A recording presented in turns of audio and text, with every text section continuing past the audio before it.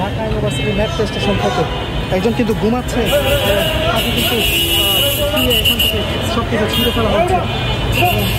এই যে আবার টাকা দিয়ে বানানো হয়েছে, 5 টাকার নোট দিয়ে বানানো হয়েছে, বাবা খাওয়া সম্ভবত এটাকে বলে।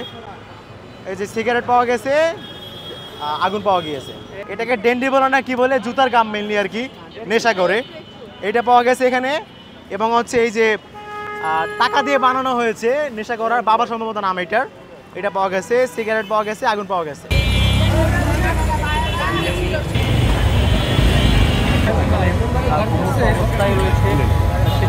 এই যে এখানে ছুরি পাওয়া গিয়েছে এখানে। এর আগেও আমরা আরো কয়েক জায়গায় ছুরি পেয়েছি, কেচি পেয়েছি, ব্লেড পেয়েছি। এদের কাছে গাঁজা পাওয়া যায়, রাতের বেলা আর অনেক কিছু পাওয়া যায়, আমরা অলরেডি প্রমাণ পেয়েছি। এই যে এখানে ছুরি পাওয়া গিয়েছে এখানে। এর আগেও আমরা আরো কয়েক জায়গায় ছুরি পেয়েছি, কেচি পেয়েছি, ব্লেড পেয়েছি। তো আপনাদের কাছে ব্যাপারগুলো খুবই সিলি মনে হইতে পারে। বান্ডেল থাকলে প্রতি সেনমানিতে টাকা বাঁচবে। বিকাশ সেনমানি বান্ডেল কিনে জিতুন প্রতি লেনদেনে। কিন্তু আমাদের কাছে এরকম অসংখ্য এভিডেন্স আছে যে তারা এই সমস্ত অস্ত্রগুলো ব্যবহার করে তারা সন্ধ্যার পরে এইসব জায়গায় ছিনতাইয়ের সাথে জড়িত হয়। তারা এখানে আমরা কিন্তু ওই যে মাদক নেওয়ার জন্য সিরিঞ্জও পেয়েছি। অর্থাৎ তারা বিশ্ববিদ্যালয়ের ক্যাম্পাসের ভেতরে অবস্থান করে এই ধরনের মাদকাসক্ত কাজগুলো করে, মাদক কারবারের কাজ করে। এবং এদের অধিকাংশ হচ্ছে ব্যবসায়ী, এরা মাদকের ব্যবসা করে। এদের কাছে গাঁজা পাওয়া যায়, রাতের বেলা আর অনেক কিছু পাওয়া যায়, আমরা অলরেডি প্রমাণ পেয়েছি। তো এই জায়গা থেকে এগুলো আমাদের সিকিউরিটি কনসার্ন।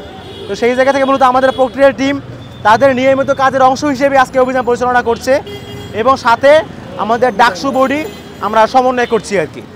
তো আমরা সামনে আরও যাব।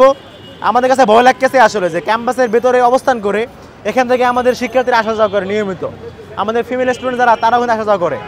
সো এদের দ্বারা কিন্তু আমাদের নারী শিক্ষার্থীরা মাঝে মধ্যে হ্যারাসমেন্টের শিকার হয়েছে। তো আমরা আমাদের সেই জায়গা থেকে আমাদের শিক্ষার্থীদের নিরাপত্তা কনসার্ন এমন কোনো বিষয় আমরা ছাড় রাখবো না। আমাদের শিক্ষার্থীদের নিরাপত্তা নিশ্চিত করার জন্য আমাদের যা কিছু করা প্রয়োজন আমরা করব নিয়মের ভিতরে থেকেই। এই ধরনের ব্যাপারগুলো অবশ্যই সিরিয়াস আমাদের সিকিউরিটি কনসার্ন।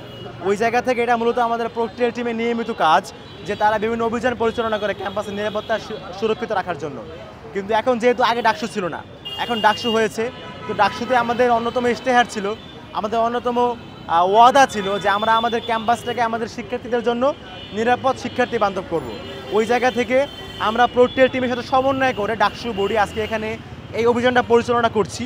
এবং আপনারা দেখেছেন কিন্তু এখানে অভিযান পরিচালনা করতে আসার পরে আপনি প্রথমে যেই কথা বলেছেন যেখানে মাদক কারবার হয় তার প্রমাণ কিন্তু আমরা পেয়েছি।